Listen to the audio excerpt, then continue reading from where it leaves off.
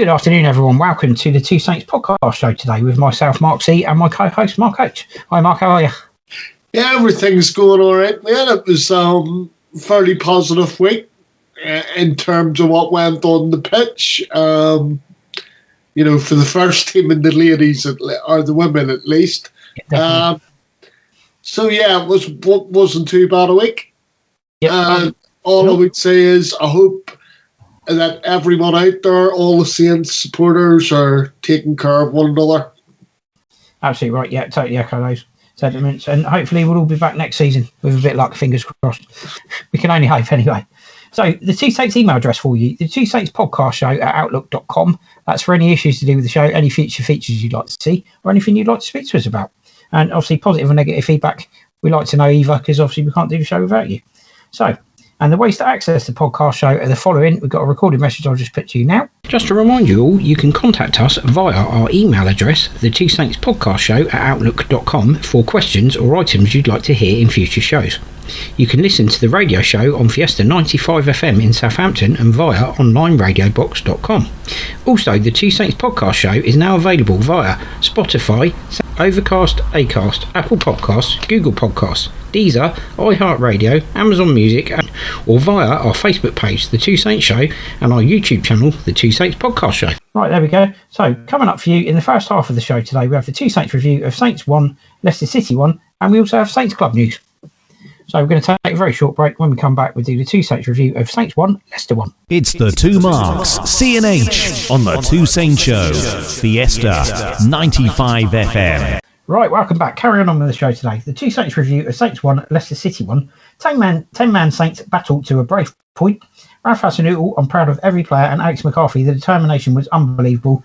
Yeah, I'd agree with McCarthy, the determination was unbelievable. Ralph wasn't the only one who was proud of every player. We all were as well, apart from Yannick Vestergaard, silly sausage, getting himself sent off after 10 minutes.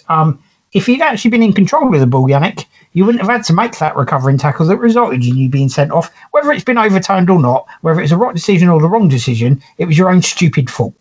Yeah. You were lucky to get away with that one. Because you weren't in control of the ball. And you didn't have the team. As you know, Mark, it was more. My issue was more the fact that at no stage was Yannick in charge of that football. Yeah. At no stage, hence, he ended up doing what he did. Now, I didn't agree with the red card for the reasons that were given. Yeah. But unfortunately, Yannick put himself in that position where interpretations, and because we're in a different era of football even than 4 years ago, unfortunately he put himself in that position where the interpretation could be red card, you're off, and unfortunately for him, will score an opportunity in danger. You can go through the list that they would use to justify him getting a red card.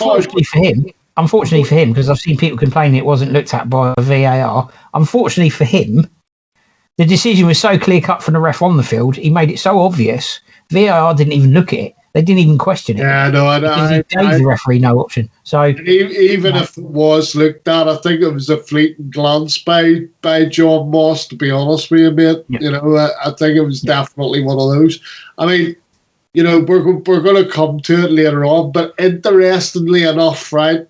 The Liverpool fans are up in arms because Kevin Friend has been appointed the referee for Saturday, right? And I'm thinking to myself, God, you're up in arms. I mean, there's plenty of Saints fans that be sat there going, he's no friend of yours. But and just so as you know, the VAR official for Saturday as well is Andre Marner. Oh God. So anyway, but on the Friday nights, man, all I could do was absolutely smile because I'm going to be controversial in what I say here, and I know you've already heard all this, Mark, right? But I'm going to say, if we had a full complement of 11 players on that pitch on Friday night, we would have been beat, right? Yep. There's no question in my mind we would have been beaten, right? Why do I say that? Because you could see Southampton's game plan from the get-go, okay? And what it was it was for the likes of Yannick Vestergaard to actually knock the ball over the top, right, and try and drop it in behind the midfield, right, and slightly in front of the back four or the central two, right. Well, in fairness, Mark, the first one of those actually. In fairness, the first one of those worked because it went over the top of Carl Walker-Peters, who buried it. But the problem I had with it, Mark, and I'm sure you'll agree when I explain where I'm coming from, right? That works for Kyle Walker-Peters down that side. It doesn't work for Jack Stevens down the other side. Because Jack Stevens, as he showed, right, when he tries to go marauding forward, like away at Newcastle, he can't get back. So trust me, right? When Vestergaard gets sent off, yes, I was worried, right? I was worried, but I did sit there and I thought to myself, well, now we've got to show some determination and some resolve to get a result. The thing is, we did it, and we did it without Danny Ings, Ryan Bertrand. And for 80 minutes without Vestergaard. Well, you could argue. And all three, let me finish, all three of those players, look like they could be leaving our football club this summer. So all I would say is there is a future for the football club. Don't necessarily hang your hat on these players because at the end of the day, they've got sell-on values, and the end of the day, it's still money coming into the football club that they can spend on other players. And the other thing that I just want to say very briefly is, for any of the supporters out there that were sat there saying, Ralph needs to go, blah, blah, blah, he's lost the dressing room, take a look at Friday night. Take a look at Friday night, because that was a team that was working very, very hard for their manager. And it showed a degree of unity, togetherness, and basically the ethic of hard work, which our club always bangs on about. Hard work is the secret to any sort of success. I wish I could actually find the article I read about the game on Friday, because there was an article that was put out about what Ralph's tactics were and his setup and everything else, and all the little things he did that made a massive difference. So little things that people probably wouldn't notice. Ralph Hasenhüttl on a touchline. Brand new white trainers, Mark. You don't see Ralph in white trainers on touchline. Interesting one. He wasn't alone in the technical area. Craig Fleming made appearances in the technical area. Richard Kitchbickler made appearances. Normally he just sits down all the time. The players were actually sent to do their warm-up right in front of the press section where the Leicester guys were. The guys that normally make notes of what Saints are doing and how they look like they're lining up, what drills they're doing. Jack Stevens was basically doing a fake drill. He was getting used as doing drills as if he was going to play at centre-half. He then went over to left-back. So there were certain things that were going on before the game that obviously were set to trap Leicester and to fool Leicester into what Saints were doing and what system they were going to play, formation and everything else. So, obviously the sending off changed that, but all I will say is Ralph got it right, and there's two reasons Ralph got it right. Mo, Salisu. Yeah. All I would say is, and I know people have varying degrees of who they thought played well and everything else. I mean, for me personally, it probably went as follows. It probably went Che Adams, Salisu, and then it's a flip up between McCarthy or Kyle Walker-Peters for the third best player. But the thing is why I say Che Adams is, I always think you defend from the front. It's not just a back thing, and he did try to fight for every ball. And at the end of the day, yes, it was a penalty. James Ward-Prowse stuck it away. I also want to say about Jack Stevens, Mark. The thing is that sort of game showed what he's good at, and he is actually not bad at defending. And the good thing was the fact that Vestergaard gets sent off, stopped any thought for him of going forward. which I thought was a fantastic thing. He's also taken over the mantra from Ryan Bertram of Saints is number one time waster, because the amount of time wasting he was doing on Friday night was just ridiculous. But I mean, when I say that, I mean in a professional way. There's players know that there's ways of doing it. Yeah, he was given clear instructions by Ralph, and the clear instructions were to do exactly what he did. So, the clear instructions obviously came across on the pitch. And I would say to a man, every single player, as you said, performed for the manager and did exactly what the manager asked. That was not a team that the manager has lost in the dressing room. Far from it. Exactly. You've got three players that weren't included that are potentially causing unrest. When those three players were out of the picture, the team was fine. That was a team playing for their manager. And the other thing I would say, Mark, and probably the downside of the evening, really, was for Nathan Teller, because he's picked the play and he's probably thinking to himself, right, that this is the opportunity after all the noises that Ralph had made, right? And then he gets sacrificed 10 minutes in. Now, personally, I didn't necessarily have a problem with Ralph's thinking, because obviously Ralph's thinking would be, Millimeter is going to be much more valuable for Saints on the pitch, just in terms of his experience, than probably, Nathan Teller. But, I mean, that was probably the only downside, on the evening would be that Nathan Teller had to come off after 10 minutes. But yeah, I can't help thinking that...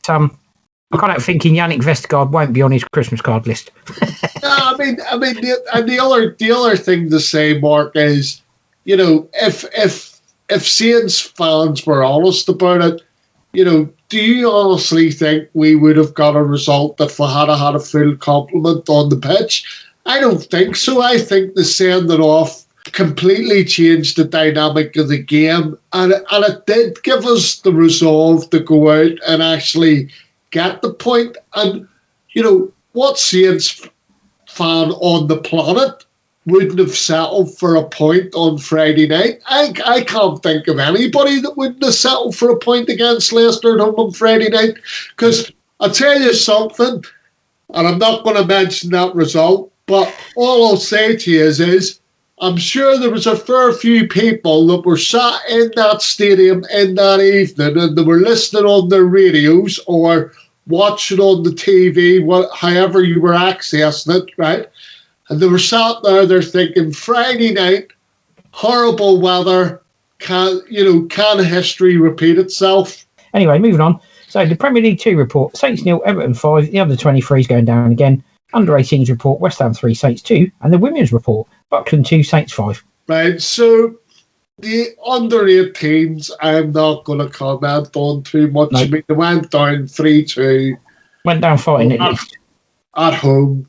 Obviously, there was a bit of a performance put in there. But, Mark, if you look at the B team's result, the 5-0 against Everton, I mean, all I'll say to you is to me, right, playing at St Mary's, whether it's the under 18s or the B team, it should be a reward.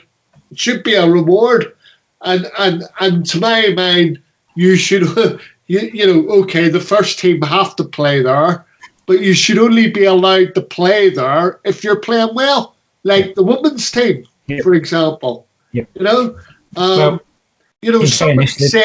Somebody said last night on the fans forum, and by the way, listeners, we're going to cover that next week, but somebody said last night in the fans forum, what about the idea of having double headers, right? In the sense of you have the first team play at 3:00, and then that's followed by the women's team, say half an hour later. I think it's a brilliant idea. It's a great idea. Absolutely great idea, and I'm totally in favour of that, to be fair. So that the women get to play in front of a full stadium, or if you don't want to watch the game, you can go home. But a good deal. I mean, I'd be all in favour of that. I'd be more than happy to spend, to be there from 3:00 in the afternoon to 7:30 at night. I agree with you. I agree with you 100%, Mark. I'm absolutely, totally with you on that. But I tend to think that, you know, it should only be happening if you're doing well. And the thing is like that 5-0, and this is what the most concerning thing would be. And I know you're going to touch on this in a minute. You know, when you look at the lineup that was playing, you kind of sit there and you think to yourself, don't be reliant. I mean, okay, yes, there's Nathan Teller, but don't be reliant on anything coming through the academy or these so-called built-up players. Yep. Because there is nothing there. 5-0, and we had players like Michael Omafemi playing, we had Dan Lindeloo playing, we had Nathan Teller himself playing, we had Will Ferry playing, we had Alex Yankovic playing. You know, so please, you know, Harry Lewis, who gets, keeps getting champion. I think he might be off in the summer personally. I mean, he might be deemed surplus to requirements. But having said all that, Mark, when you look at the names there, and these are all people that have been in and around the first team squad and made first team appearances, you've got to say at 5-0, there doesn't seem to be a lot there, does there? I mean, you know, let's call it how we see it. Oh, I agree with you. I'm looking at the team. Harry Lewis, Alan Chapchet, he got sent off. Oladair Olufumwa, play he rate, Mark. That's the player I read. Yeah, Will Ferry. Still read him. Okay. Will Ferry, Zuriel Tayo, Ethan Burnett, Alexander Yankovic, Kazim Alegbe, Romello Mitchell, Nathan Teller, Dan Nundlu, Michael Obafemi. That was the team. Staggering. But the disturbing thing is these are players that the club have previously, and even still now, put great store in. And I'm sitting there thinking, if you think that's the future of Southampton Football Club, we're banging trouble. Not only that, Matt Crocker needs to look at this as well, because if you look at the stats, it actually sounds like the first team. I'm not even joking. Listen to the stats, okay? Head-to-head stats. Saints v Everton. This sounds like a first team game, okay? 68% possession for Saints, 32 for Everton. 9 shots on target for Saints, 15 for Everton. 3 shots on target for Saints, 6 for Everton. 4 corners for Saints, 2 for Everton. 543 passes for Saints, 220 for Everton. It sounds like you're reading the stats from a Premier League game. Yeah, no, it does, mate. And I know they want the teams to play the same way. Well, guess what? They are. But the problem for me is everybody's suffering from the same thing, and that is that, yes, we're playing possession football, but when it comes to the final third of the pitch or you're in around the 18-yard box, nobody seems to be prepared to take responsibility and have a shot. You know, so I mean, the thing is I'm not exactly sure where you go from there, because obviously the club are using this blueprint and they're going to stick with it. But, I mean, you know, hopefully when we get round to talking about what went on at the forum last night next week, it'll be a little bit clearer for me and you and the listeners come next week about, you know, how the club are intending to take it forward. But certainly at the minute, you know, for the under 18s and the B team, it's been a washout.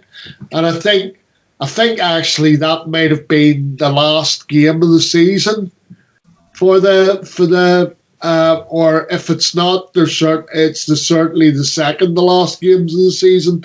But effectively both, I mean, the under 18s will finish bottom of their southern section that they're in, and there's 12 or 13 teams besides ourselves in that, so they finish bottom of that section, and it looks like the B team has been relegated as well from Premier League 2, so they'll drop down a league next season. So it's been an absolute and a horribilis, as the Queen would say, you know, on that side of seeing things.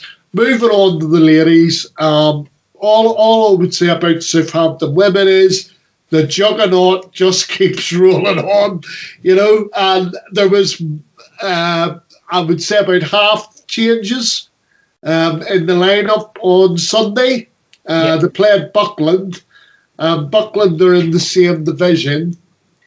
So I was relaying the fact to a friend that the women had played on Monday, and he turned around and I told him the score, and he said to me, "What? They didn't win by more? They usually thrashing Buckland about 9-0." So there goes the yardstick. But the thing is obviously Marianne Stacey Keogh felt that it was time to give people on the fringes a bit of a run out and get them involved. And the thing is, Mark, it's all good news because it's all about momentum and moving forward. Yeah. And each week, they're playing these friendlies, they're winning games of football. And then on the flip side of that, their opponents, not this Sunday, but the following Sunday, Birmingham City, they keep losing matches in the Women's Premier League. So hopefully, after the Saints ladies won 5-2 this weekend, hopefully come, this time next Sunday, not this Sunday, but next Sunday, we might be able to cause an upset in the 5th or 6th round of the FA Cup. Absolutely. Yeah, I'd like to think that, Mark. I mean, their form's been that good, and they've pretty much just beaten all comers, haven't they? Everyone that's been put in front of them, they've beaten.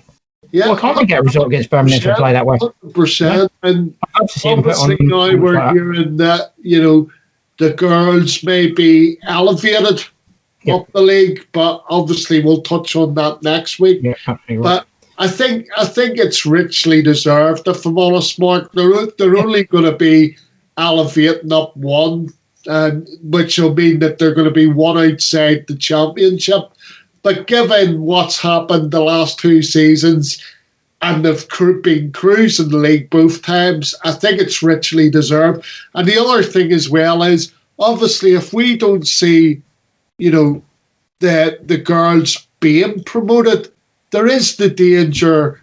I mean, admittedly, a lot of them have working jobs in the area and stuff like that there, but the better players, and certainly the more developed players, there's always a danger while we're not being promoted and we're not moving up the pyramid of losing our better players. Yep.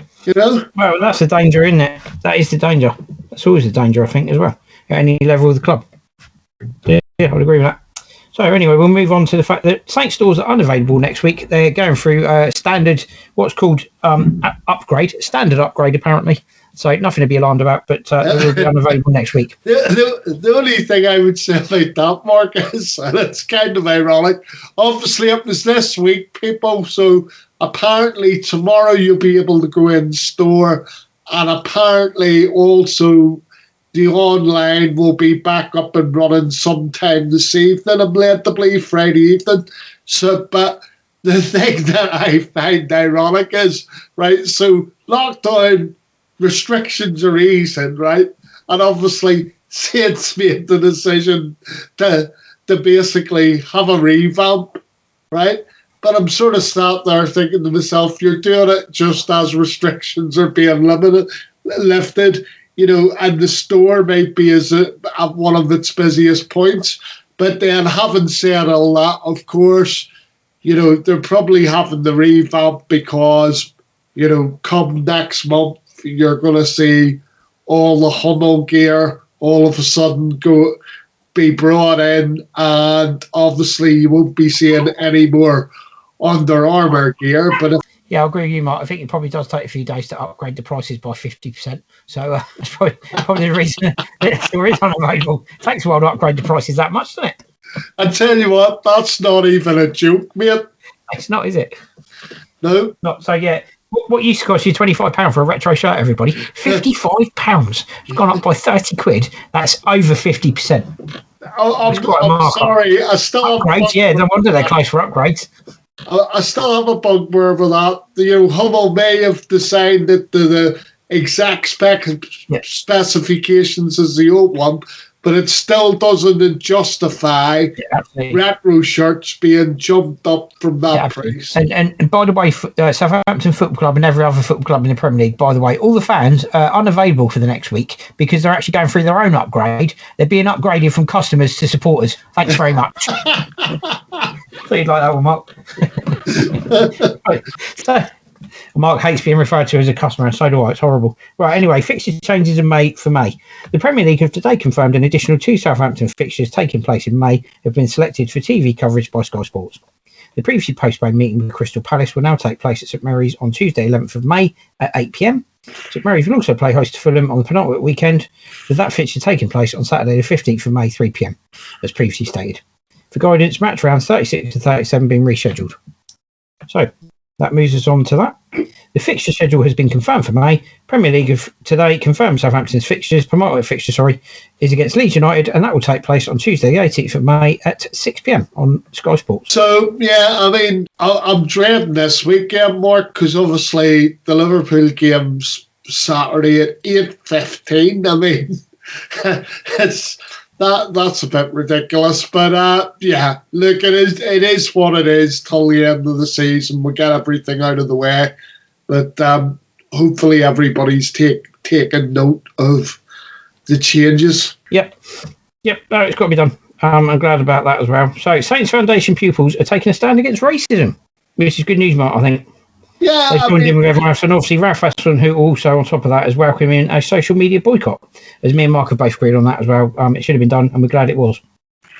Yeah, I mean, look, we've spoken off about the social media boycott. I just find it good and interesting that, I mean, I had a look at the article in regards to the work that the Saints Foundation are doing in the junior schools in relation to racism and stuff like that there.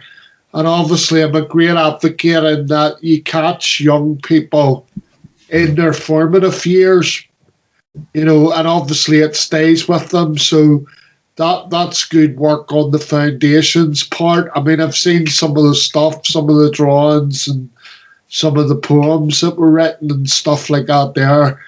And yeah, there's good work being done there. Good. Yep, I'd agree with that. There's always been good work going on at the Saints Foundation, and that just backs it up, really, doesn't it? So move on to the last article in this section, Alan McLaughlin and appreciation. Saints historian Duncan Holly remembers former Southampton midfielder Alan McLaughlin, who's passed away aged 54. Southampton fans in the early 90s will have good cause to remember Alan McLaughlin, who sadly passed away aged 54. Firstly, in January 1990, as a Swindon player, he opened the scoring at the Dow after a delightful shimmy around 2 defenders in an eventful League Cup tie. Suitably impressed that December, Saints manager Chris Nicholl potentially made him the club's first £1 million signing, $700,000 up front with $300,000 to be paid after 30 appearances. In the summer between those two events, he'd featured in Jack Charlton's Republic of Ireland side that played in the World Cup in Italy. Alan had been born in Manchester, but his father hailed from the Republic, and he went on to represent his country 42 times in total. Wearing the number 10 shirt that forced to play out wide, Alan was an ever-present in the 22 league games that remained that season. Nicholl was dismissed in the close season, and under the new manager Ian Branfoot, Alan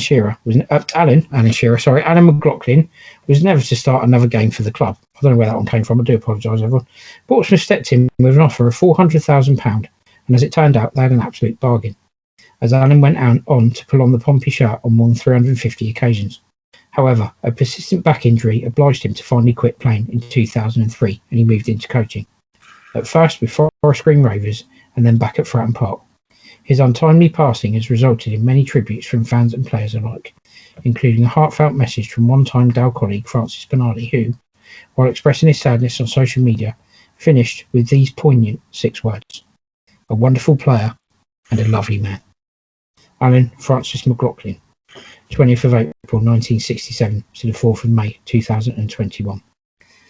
So yeah, on behalf of the Two Saints show, condolences to Alan's family and friends, and rest in peace, Alan McLaughlin. Great servant to Southampton Football Club and football in the South.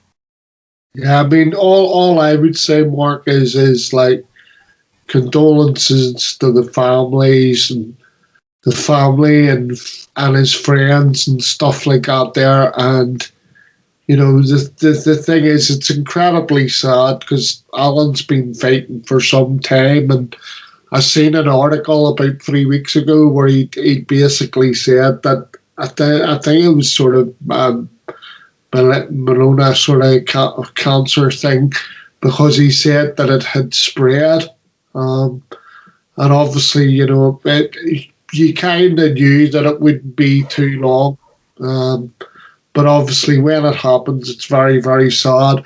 The other thing that I would say is that, unfortunately for us as Saints fans, he only made 20 odd appearances, believe it or not, for Saints. And unfortunately, that was down to one man, Mr. Bramfoot, who, as we know, was, a great man for knowing a good player when he seen one, hence the fact that Matt Le Tissier, didn't really tend to feature that often under his tenure. But, all joking aside, I mean, I just wish that Alan had been at Saints for longer. As you say, Chris Nichols signed him. He was signed for £1 million, which wasn't a shabby fee at the time, let's be honest. And I think that, had he have been, around whenever the likes of Alan Ball was in charge, who obviously took over from Ian Bramfoot, I think it would have been a very, very different story in Alan's career, as a Saints player. But fortunately, I suppose, he was able to go to Portsmouth and show his talents there. But I still think he would have been a brilliant signing for us.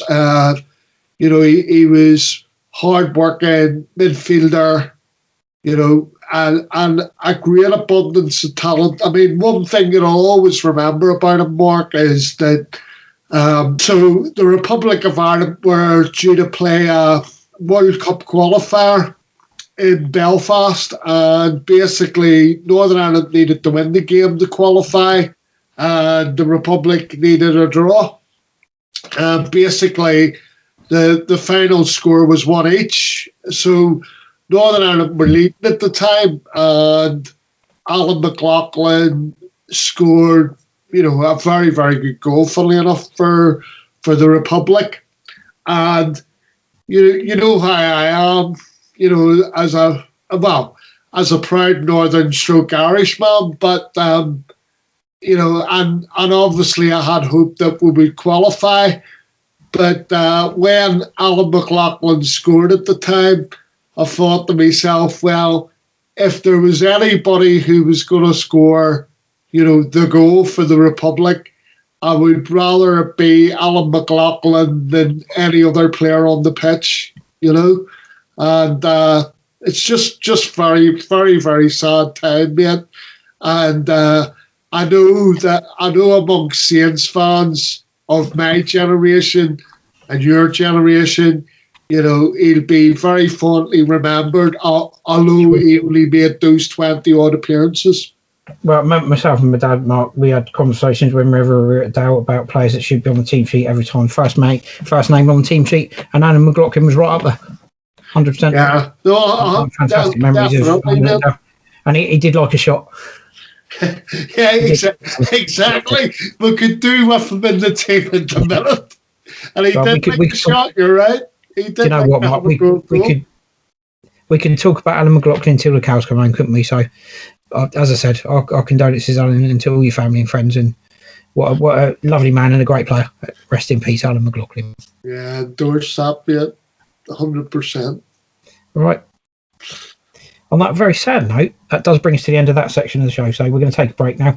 And when we come back, we'll be doing the second half of the show. And coming up for you in the second half, we have other football news, Saints in the press and transfer gossip, and the Two Saints preview of Liverpool versus Saints and Southampton versus Crystal Palace. That's right, you've got two previews coming up, so plenty to get through. We'll be back soon. It's Mark C and Mark H. Mark my word, they're here with everything in the Two Saints Show. Right, welcome back, everybody, to the second half of the Two Saints podcast show today. So, coming up now, other football news. We start with the Premier League.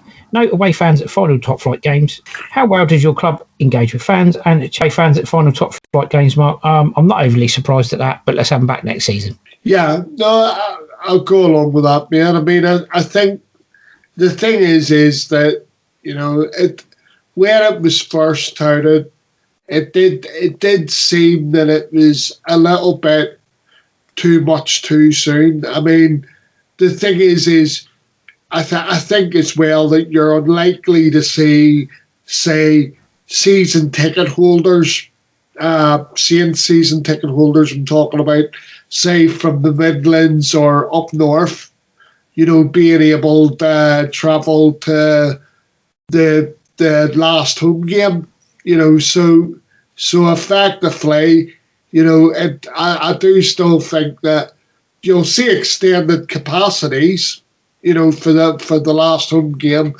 but obviously I still think there'll be a degree of social distancing, and it will basically be left open only to season ticket holders that live in the local area.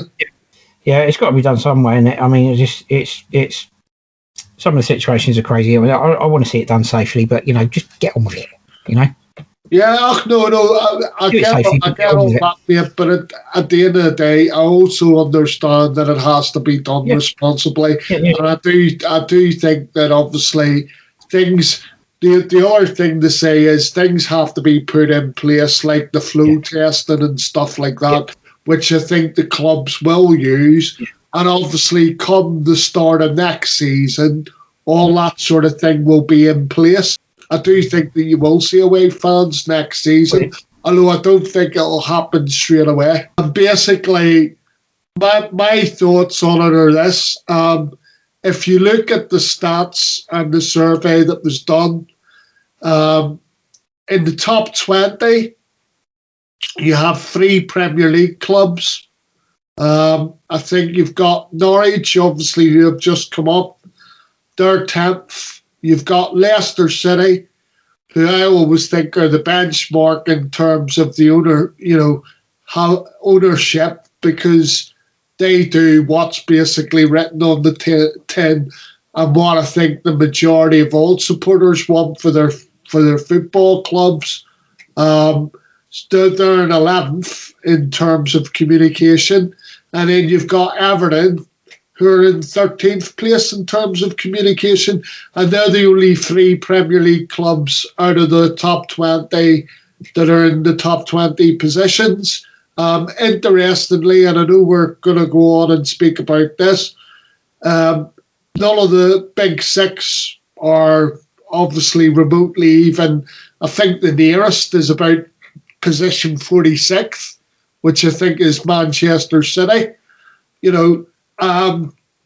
like to think that our club, Southampton, does a lot. I mean, it would suggest that within this survey, it would suggest that isn't the case.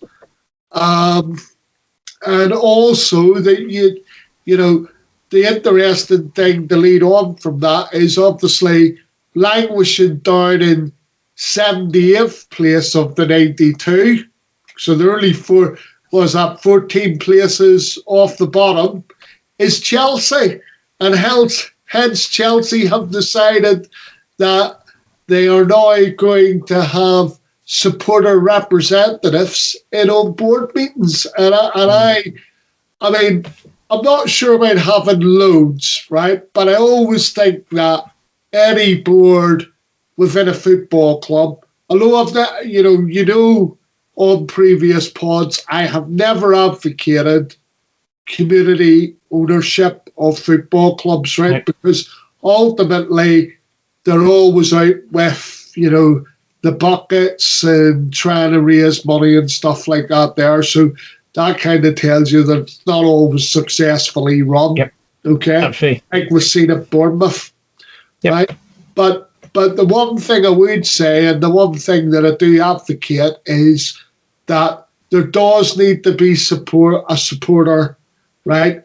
And that supporter needs to represent the fans' view of whatever club and be sat on the board. or sat as an advisory and just say to them, look, you know that if you're going to go down this route, there's going to be a fans backlash. Yep, absolutely. There should be a fans backlash, and to be fair, peaceful protests only go so far, and then it spills over like it did recently at Old Trafford. So, doing these things has got to be done. It's for the good of the game as well as the good of the clubs and the good of the supporters. So, yeah. Moving on from there, Football League news. Norwich have secured promotion back to the Premier League. They're better prepared than last time round, apparently. Cisco Munoz has changed the Watford move. They obviously sealed promotion on Saturday as well.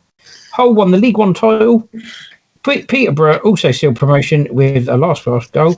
Southend was sadly relegated from the Football League after 101 years. Cherries keeper Travis's cup final hero and Swansea's Whittaker racially abused. Those are your Football League headlines, Mark. Right. Well, let's do the promotions and the relegations, right? We'll pick it up from the Bournemouth story. Okay. So let me just run through all the promotions and relegations from last weekend, right? So we start off in the Championship, obviously, as Mark's just reported there. We've had Norwich, and they were confirmed as champions on Saturday. That's why I wanted to leave that. Obviously, Watford had sealed promotion the previous week, but we were waiting to see who was going to go up as champions. Watford go up in second place, and into the playoffs we have Brentford, Barnsley, Swansea, and another club who's escaping me at the minute. Hang on, people. Bournemouth. How could I forget Bournemouth? So the three easily done. Bournemouth, Barnsley, and Brentford, and Swansea have duly gone into the playoffs.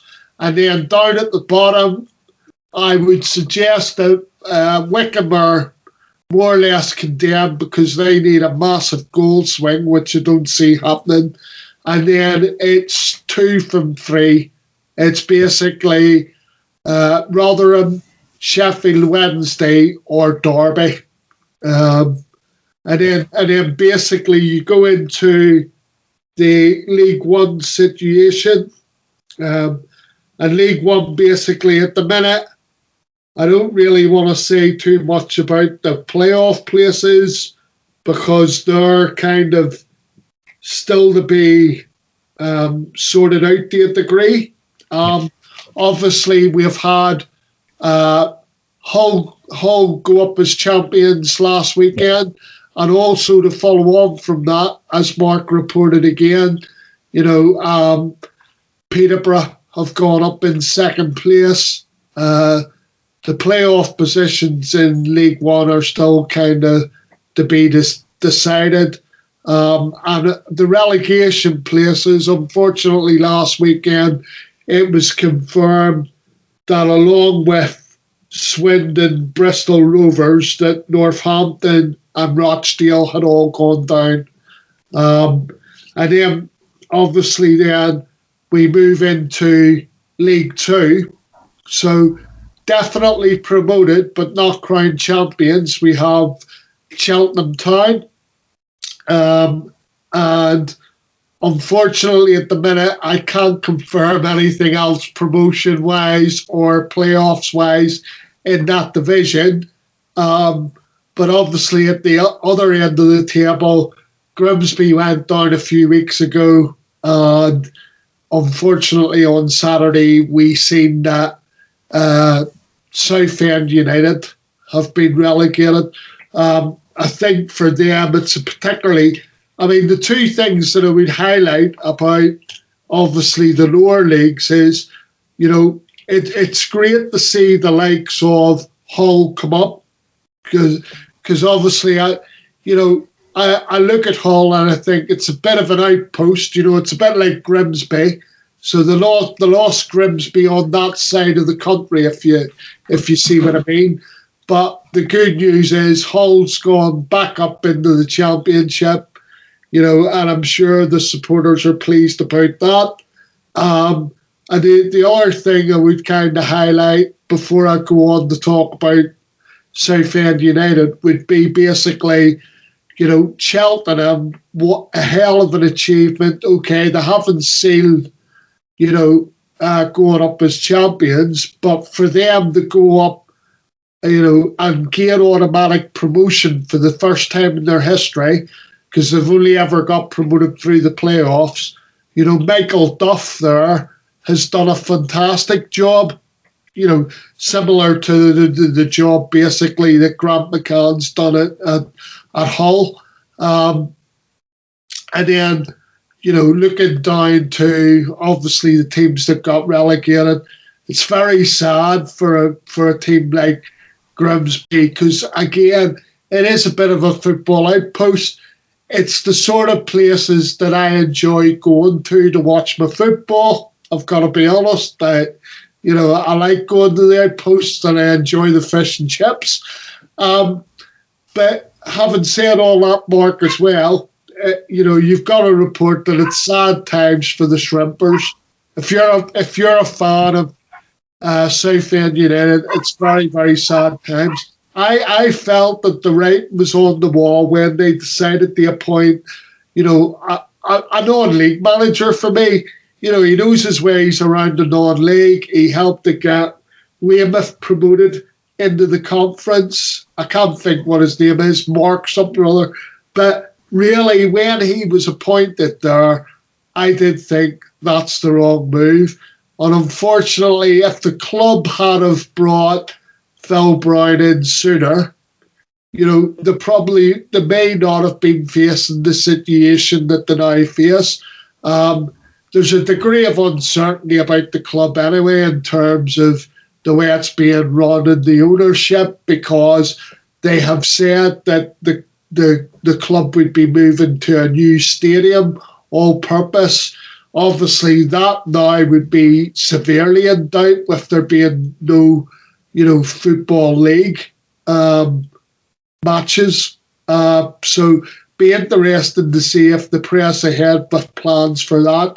But as I say, 101 years unbroken in the Football League, and it's come to this, and it's just a very, very sad state of affairs. So Mark Travers, Bournemouth goalkeeper, scores in stoppage time and saves a penalty in cup final shootout. Mark Travers' eventful cup final included a stoppage time headed equaliser against Eastleigh. So yeah, talk about a cup final hero. Or a cup hero. Effectively, mate, you'd have been proud of this, Mark. You being an ex-goalkeeper in a different kind of sport, but you would have been proud of this.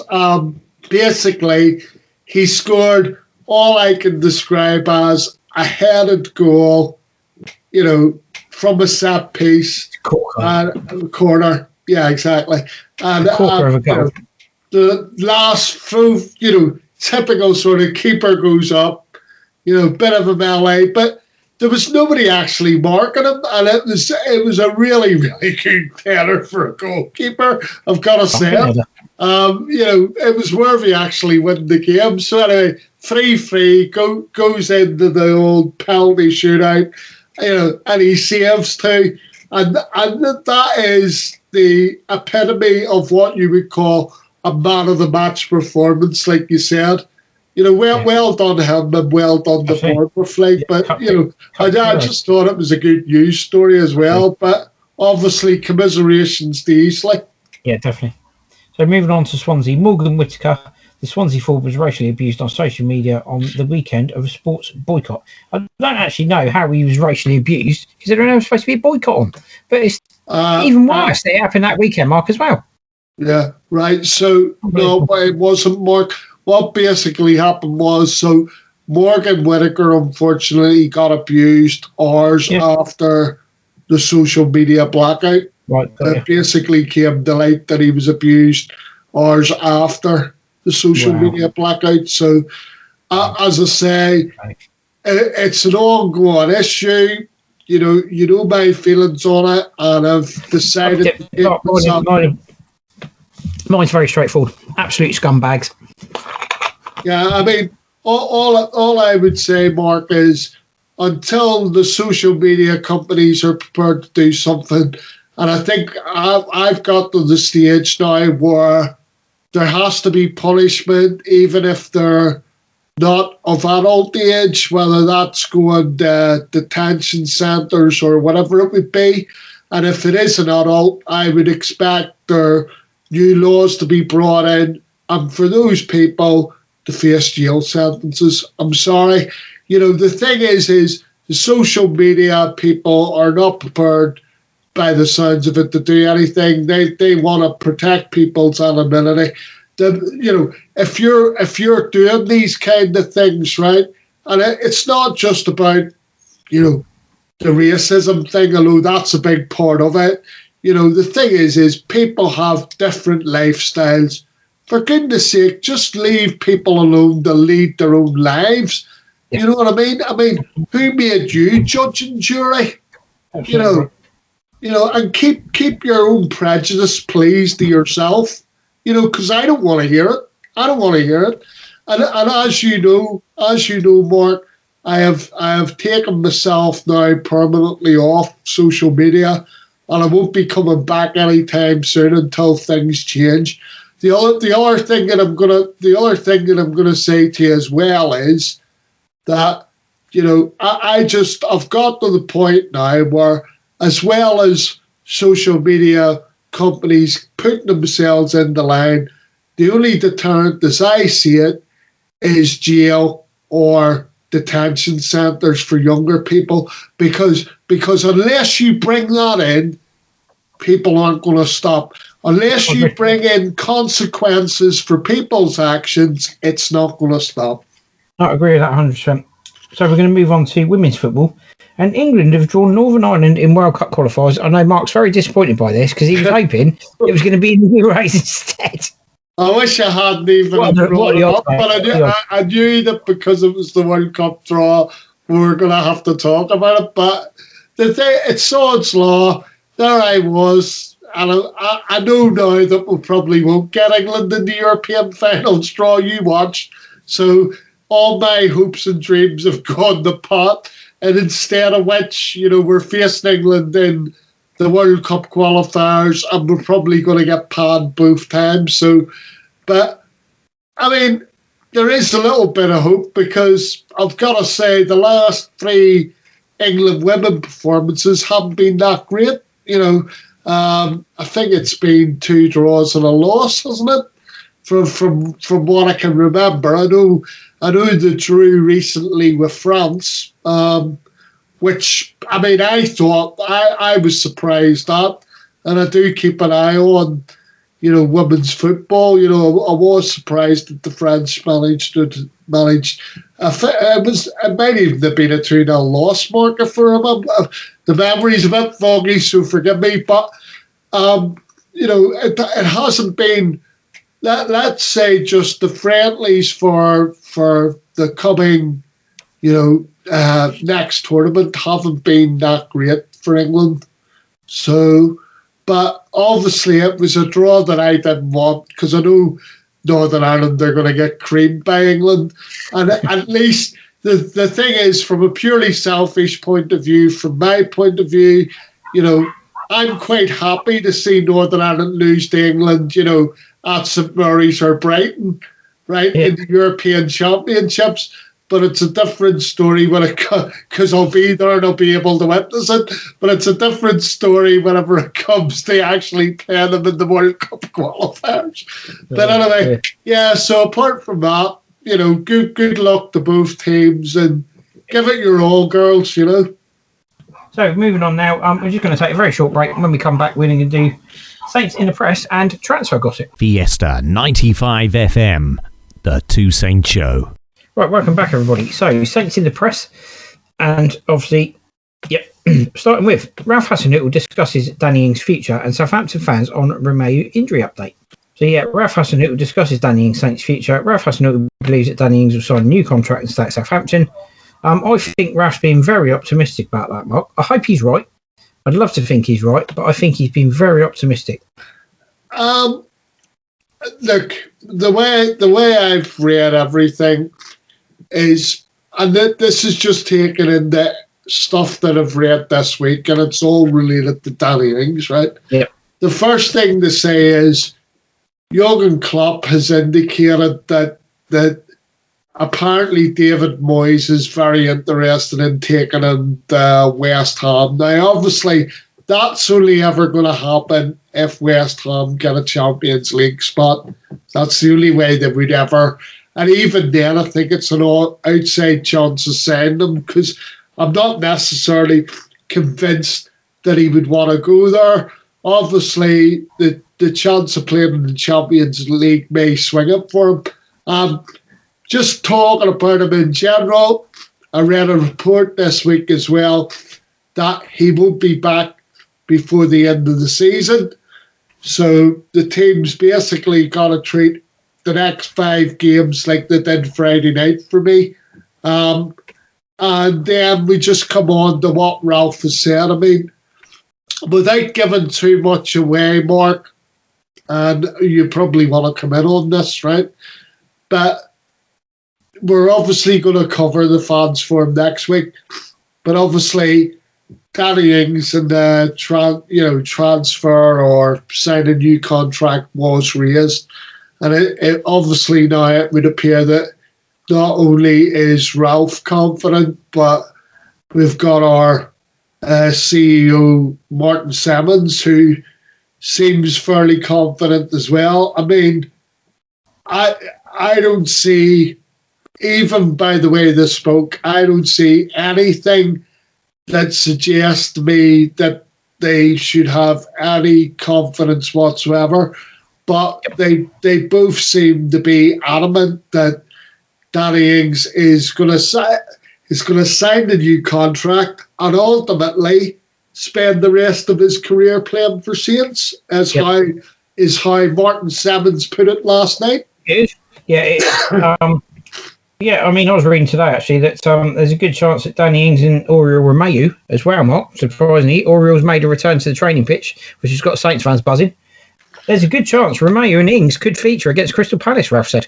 Well, I'm not so sure about Danny Ings. That came from Ralph Hasenhüttl, Mark. Oriol Romeu, hopefully. That came from Ralph, by the way. I mean, Oriol Romeu, yes, hopefully, we will see Oriol, very, very soon, and it could potentially be the Crystal Palace game. Like I've said previously, Mark, when it comes to the business end of the season, and a lot of the time we're at the wrong end of the table in the business end of the season, right? And, people of the ilk of Oriol Romeu become fundamental to the team and everything else. And like I've said in previous podcasts, I really genuinely hope that this is the summer that, as well as addressing everything else that needs to be addressed, we bring in a player of the ilk of Romeu. Now, I know a lot of people thought that Diallo was going to be that player. Diallo is not that kind of player for me. He is more of I would say, attack-minded player, even though he doesn't take that many shots, but he likes to go forward with the ball, that's for sure. So I'm hoping that come the summer that gets addressed. But mate, all I'll say is I welcome Oriol coming back. I mean, I think that's even possibly more pivotal than Danny Ings coming back, because the thing is you need people who are prepared to I don't want to say scrap and fight, because that gives the wrong impression, but that Oriol Romeu will be out there giving it his all in the middle of the park and letting people know that he's about. Well, let's not paper over it. Oriol Romeu is a spoiler. He's the sort of player that's known as a spoiler. That's what he's put in there to do. He's put in there to break up. He's put in there to do the stuff that most players don't want to do. He's in there to put in the ugly stuff that most people don't want to do, and he's brilliant at it. Yeah, credit where it's due. He's a spoiler, and he's fantastic at that role. I wouldn't have anyone else in that role. Romeu's brilliant at it, and he has been for Saints for a very long time. All I would say to you, Oriol Romeu, is just remember, don't do a Yannick Vestergaard and get sent off after the first 10 minutes. Right? Well, that's the only downside to Oriol's game. Just make sure that when you're making a tackle, right, it's a yellow, but Yeah, no, it's great news if he's back, mate. Absolutely. That's the only downside to Orioles game, but that was the downside to Jimmy Case's game. You always knew that Jimmy Case was going to put in 110%, do really well for you, but probably run the risk of getting sent off. Ray reminds me of him, actually, to be fair. Yeah, 100%, mate. Yeah. But no, I'd have him in the team every week. His first name on the team sheet for me, right up there with James Ward-Prowse. Those two are first on the team sheet every week. Moving on, FA Cup 1976 win, 45th anniversary week. Start making some new history, please. 45 years now. Come on, Saints. I mean, it's modern history. Let's stop living off of 1976, please. Look, it's great. It's fantastic. I love it. I'm a Saints fan.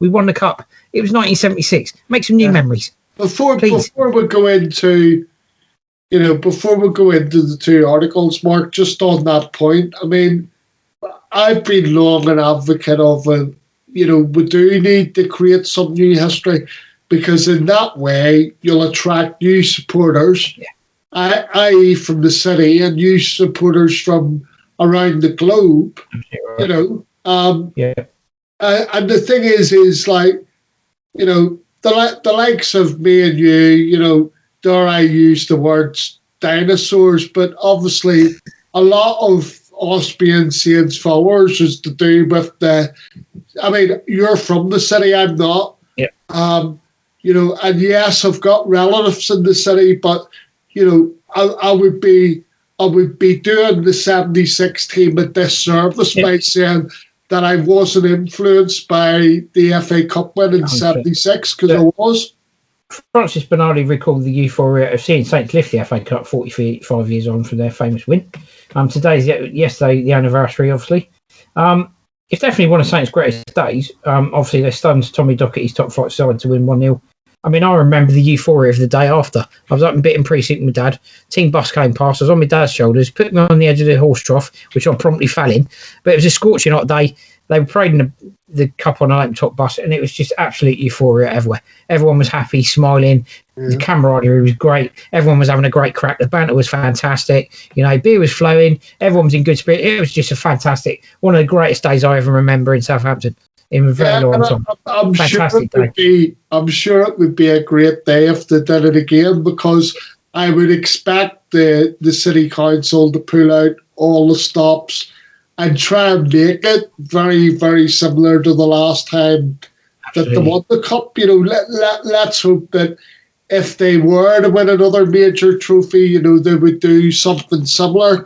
And guess what, Southampton City Council? To be in this, obviously I live in the city now, and I would love to see something like that within the city, because it does bring people together as well. Exactly. And guess what, Southampton City Council? We've still got the bus.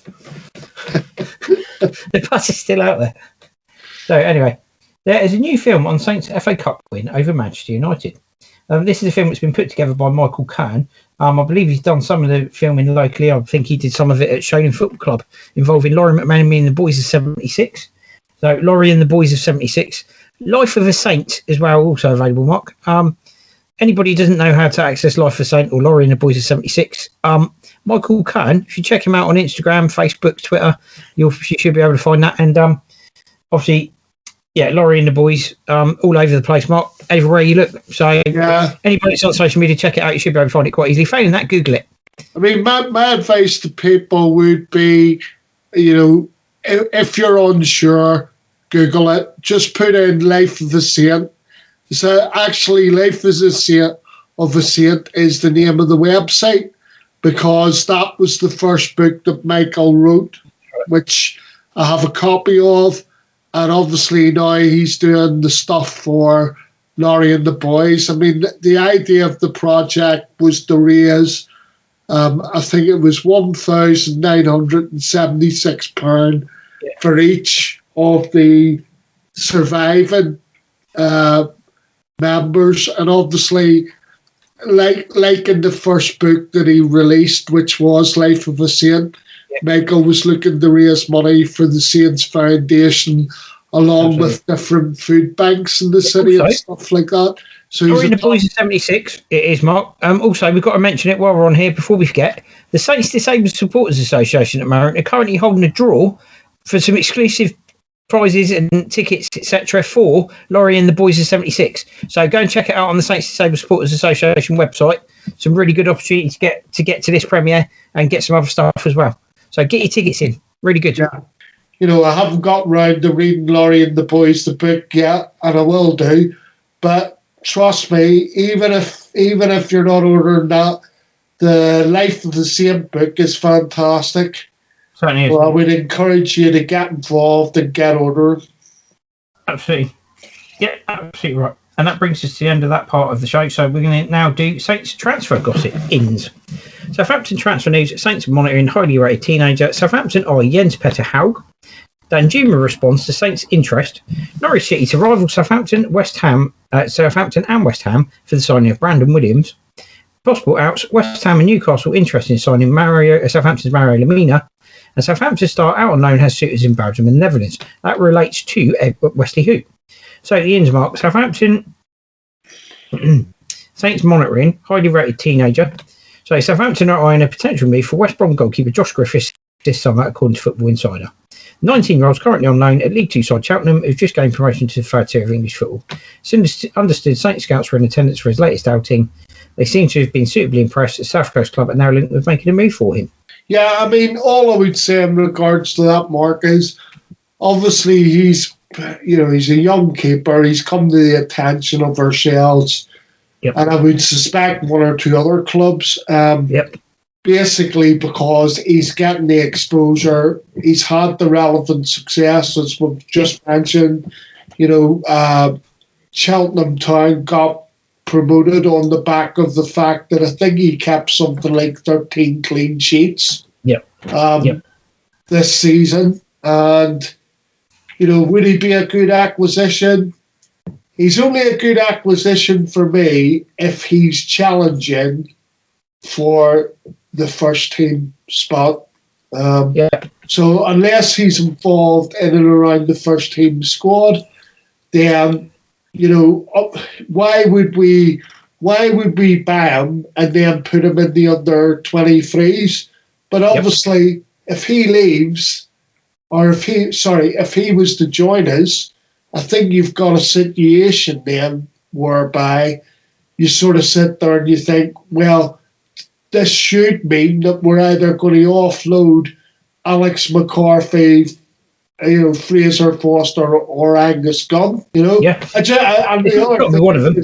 I'd suggest that you'd have to move one of them out before you move young Josh Griffiths in. Yeah, I mean, Angus Gunn currently at Stoke. We're led to believe that that's probably going to continue. So he may well go back there on loan next season. Or it could be Fraser to Harting. We'll see what happens with that one. So moving on to the next story, it relates to Nicola Shearer. Southampton are apparently interested in signing Norway international Jens Petter Haug. The 21-year-old is currently playing in Italy for AC Milan, who he joined in last summer's transfer window from Bodo Glimt. It appears he's now attracting interest from Saints, who are not the only club interested in the $9 million value talent, with Udinese also eyeing a move for him. So, Mark, I was just telling everyone about Jens Petter Haug, obviously been linked with Saints from AC Milan. What's your take on him? 21 years old, Norwegian? My take's very simple, Mark. The first thing I would ask myself, right, is there may be a good possibility of signing him because he's Scandinavian, and they quite like coming into the Premier League. Yeah. But I also, and I said this on the radio show, but I'll say it again. I have certain misgivings about it in the sense of I would want to sign him. I would want Saints to sign him definitely. I think he would add in the sense of I've seen him play once or twice. He's something slightly different from what we've already got in the forward departments. But at 21, and bearing in mind they bought him for around $4 million. This is AC Milan, and they're looking to sell it possibly $9 million. I just think to myself, he's only been there a season. It would looking at his stats like he's given an all good round contribution. And obviously it's still kind of a little bit like development because he's obviously at and a big club like AC Milan, but his return has been fairly good. Obviously, that would encourage Saints then to be interested. But why would AC Milan sell after just one season, Mark? Why would they do it? I mean, exactly. I'm not... Look, mate, if AC Milan are selling, great, Saints should get straight in there, get on it, and buy the bloke. But I'm not convinced that AC Milan would be looking to sell him after just one season. Yeah, I think you're probably right, which is a bit of a strange one. So I know Danjuma has spoken out about interest from Saints, saying that he'd consider it, but he's also considering what will happen if Bournemouth get promoted. So he's sort of hedging his bets, Mark, isn't he? Oh, he is blatantly his bets. I mean, it's like, yeah, well, Bournemouth are now in the playoffs. And if everything goes well, of course, I'm going to stay if we get promoted to the Premier League. But hey, if it all goes pear-shaped, I've still got the fallback position. I can still demand the transfer. And anybody who's interested from the Premier League, come and sign me. What a cheek. Oh, cheek. So basically, if we sign him, right, Mark, if we sign him, right, and we get relegated, say, next season... Heaven forbid, by the way. But if we got relegated next season, effectively, you and I know that Danjuma would be one of the first people looking for a move. Yeah, it just screams Masonry, doesn't it, to be fair? Yeah, and I mean, much as, you'd probably, at the minute, in terms of our, creative play, because I've got to be honest, I don't really see enough creative play from the likes of Theo Walcott, Gineppo, who I think's position would come under threat if we brought in the lad from AC Milan as well as Danjuma. I think Nathan Redmond's more under threat than Danjuma. I do think there's a good chance that Gineppo may be sold. I think Nathan Redmond's under more threat from Danjuma, but that's just me personally. But yeah, but when you look at it and you look at creatively in the attacking departments, there's not enough created by the likes of Theo Walcott, Nathan Redmond, Gineppo, and time will tell with Nathan Tell, obviously, but and it's an area that needs to be addressed. I would love to be able to sign him, but again, I have misgivings on the sort of money that Bournemouth would want for him. But then you would hope that it's going to be a reasonable price. But I still think they're going to set their bar at probably, they spent £10.8 million bringing him in. And he wasn't, he hasn't really blossomed until the drop down to the Championship. He struggled in the first season in the Premier League.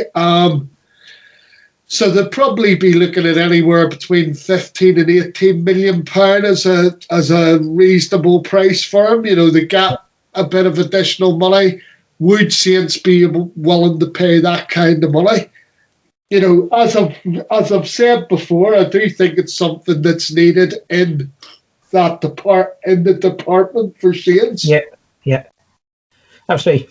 So moving on to the next one, Norwich City are to rival Southampton, West Ham for the signing of Brandon Williams, and the outs after that, West Ham and Newcastle interested in signing Mario Lemina, and Wesley, who out on loan obviously has suitors in Belgium and the Netherlands.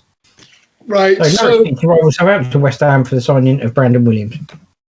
So basically, Mark, again, I've said this before. It's my belief that Saints are front of the queue. When it comes to Brandon Williams, Saints are front of the queue. Why do you say this? Offer was made in the summer, went back again in January. Obviously, United didn't want to play ball because of coronavirus. They were worried about squad depth and all the rest of it. But at the end of the day, there's nothing to stop Ollie from sending Brandon Williams out on loan this coming season. Because effectively, right, he said he wanted to keep hold of him and he would get his opportunity. Yeah. He hasn't. So him and his agent would have looked at that over the whole of the season and basically turned around and said, right, we're going to get you out on loan next season for some first team football. And like I keep saying, if we have 7 players who I believe it will be around that figure, but however many players that goes out of Southampton this season, and this is whether they're involved in the first team squad or whether they're surplus to requirements, Saints need to make sure that the number going out equates to the number coming in, right? So how they would do that for me is, there might be 1 or 2 signings above the £10 million mark. There needs to probably be 3 signings below the £10 million mark, and there probably needs to be 2 loan players brought in. Yep. And it is my belief that Brandon Williams, is one of the ones that's top of the hit list, and he'll be one of the first loanees brought in for next season. That's, of course, if United's going to play ball. Absolutely right. So West Ham and Newcastle are interested in signing Mario Lemina and Wesley, who has suitors in Belgium and the Netherlands. Get both of them out of the club now, and I hope the door doesn't hit him on the way out. I promise that I will do these 2 very quickly. Right. In relation to Mario Lemina, look, I've stated on record before that there is, forget about, people say about the attitude and all the rest of it. Those weren't the things that concerned me with Mario Lemina, because I think you can always overlook that because they're all smokescreen sort of things. On the pitch, for me, it was a case of you would get one good game and then 5 or 6 games where he looked like he was playing football in the park somewhere. It wasn't at the required standard. So, at the end of the day, obviously the club need the money. £7 million. Which one would it go to? If it was Mario Lemina, it would be Newcastle. I've got to be honest, I think they need someone who can drive a team forward and does have a little bit of creativity about him. So probably Newcastle would be the best home. Is it going to happen? It would seem that both parties are keen, so let's make it happen. In regards to Wesley Hoyt, we've been here before. Who wants him? Let's be totally honest. Who wants him? Even though Lazio seem to have played him again in the last few games, and he hasn't necessarily covered himself in glory. It would appear that they're not going to activate the, I think it's £5 million clause that they've got. Yeah. But allegedly, there's interest from Belgium and Holland. So let's see if that transpires. Try and get some money in for him, to add to the coffers for the summer, and then let's see where we are. Because, of course, the biggest headache that the club has going into this summer isn't necessarily those 2 or El Sanusi. It's the fact that they've signed Shane Long on a 2-year contract that has a year to go.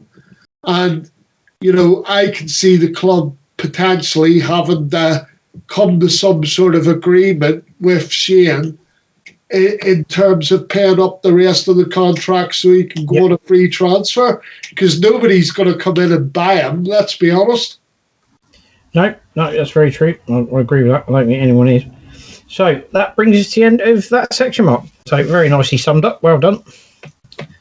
And we're going to take a break now, and when we come back, we'll do the 2 Saints preview of Liverpool versus Saints and Saints versus Crystal Palace. It's the 2 Marks, C&H, on the 2 Saints Show, Fiesta 95 FM. Welcome back, everyone, to the last part of today's podcast. So the preview, Southampton versus Liverpool. Saints obviously won the last game against Liverpool at home, only scoring after 2 minutes. Absolutely brilliant goal, lobbed the goalkeeper, absolutely fantastic. The no-look lob, as we called it, Mark, absolutely fantastic goal. Absolutely knew where it was going. Brilliant. That was all to do with awareness on the pitch, mate. That was, for me, that goal. Yes, 100%. And, so obviously managed to hold on, beat Liverpool 1-0. and then went on an absolutely dreadful run, and the whole season fell apart. So I hope that's not an omen, Mark. But yeah, got Liverpool again Saturday. I've got to be honest, as well as we did against Leicester, this has got 2-0 Liverpool written all over it for me. And I've got to say, mate, that as I've said before, we're in agreement. I think it's 2-0 Liverpool. I think the thing is that we had that honeymoon period under Pochettino and under Koeman where we were going the away grounds and we had no fear. You know, we were turning over the best teams in the land. You know, and it was a magical era for me, for the football club, because I never really, I mean, yes, there are loads of, you know, different times, you know, under Bally and stuff like that, we were playing some great football, but during, especially under Koeman, you know, we were going the grounds, and I mean, you felt like you could win every game every week, right? Yeah. And you know, I never felt that as a Saints fan. It has always been a perennial struggle. And the point, the fact is that Ralph is a miracle worker. Do I think he's going to work a miracle on Saturday? No. Because I think we've gone back to the position where, you know, Saints would turn up at an Old Trafford or an Anfield or anywhere that you would basically say, you know, it's intimidating because of the size of the crowd, whatever, in these big arenas. And, you know, I think we're back to the situation where it's kind of, for the time being until we develop more in the pitch, it is a damage limitation thing. And I think that we'll give a decent account of ourselves, but ultimately, yes, I think it's going to be 2-0. I mean, yes, the thing is we can cling to the hope because we've seen sides like Fulham and Burnley go there and get 3 points. You know, I think Liverpool have been through their slump. They're probably coming out of it a little bit now. And, you know, I am expecting them to beat us. But like I said, the only thing you can cling to is there are lesser teams than us in the Premier League in terms of personnel, for my opinion, that have gone there and won games of football this season. You know, so it's not without the bounds of possibility. But I think when you're missing the likes of Danny Ings, it makes it much more improbable. And I think in all fairness as well, Mark, I mean, Danny Ings especially, Danny Ings would have had a point to prove. Yeah, no, he would have had a point to prove. 100%. He would have done it once this season. He proved a point once this season. He'd want to do it again, definitely.